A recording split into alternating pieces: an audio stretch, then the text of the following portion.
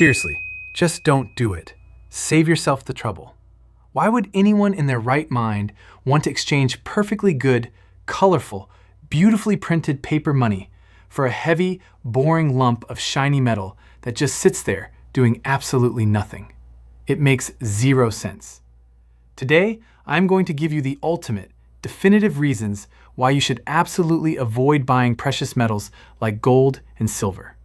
Let's start with the most annoying thing about gold. It is incredibly stubborn. It has this deeply frustrating habit of maintaining its purchasing power for thousands of years. Think about it. An ounce of gold bought a high-quality toga in ancient Rome, and today, that same ounce buys you a really nice, tailored suit. Where's the thrill in that? Where's the excitement? If you want real adrenaline, you should keep all your wealth in paper cash or a standard bank account. That way, you get to experience the exhilarating roller coaster of inflation. Thanks to the genius of modern central banking, your fiat currency loses value every single year. It's like a countdown timer for your hard-earned money. Why would you want a boring asset that protects your wealth from inflation when you could watch your purchasing power slowly melt away like ice cream on a hot summer day?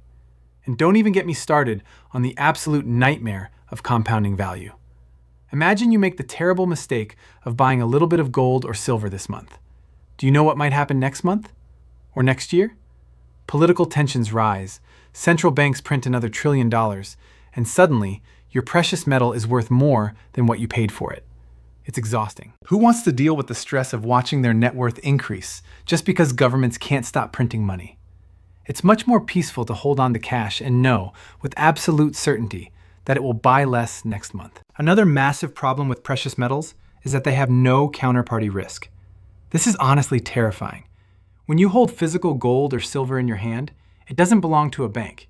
It doesn't depend on a tech company's stock price, and it can't be deleted by a cyber attack or a power outage. It just exists. How boring is that? We live in the digital age. We should want our wealth to be completely dependent on third-party systems, internet connections, and the shifting promises of politicians. Having an asset that is tangible, private, and universally recognized as money everywhere on Earth for 5,000 years is just so old-fashioned. And please, don't use the excuse that you can't afford it. People always say, "Oh, gold is too expensive. I don't have thousands of dollars lying around." Well, guess what? Silver exists. Fractional gold exists. You could literally skip a few overpriced coffees or stop subscribing to that third streaming service you never watch and buy a small silver coin every single month. But why would you want to build a consistent, disciplined habit of accumulating generational wealth, piece by piece, when you could just buy more digital items in a video game? Prioritize, people. Let's look at history, because history is full of bad ideas. Every single fiat currency in human history has eventually failed and gone to zero. Every single one.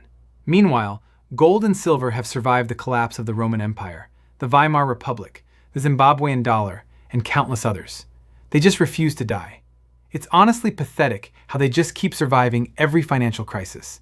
So, if you want to be trendy and follow the historical trend of failing currencies, stay away from metals. To wrap this up, if you hate financial stability, if you despise the idea of protecting your family from inflation, and if you absolutely cannot stand the thought of owning a real, physical asset that central banks can't print out of thin air, then whatever you do, do not buy precious metals.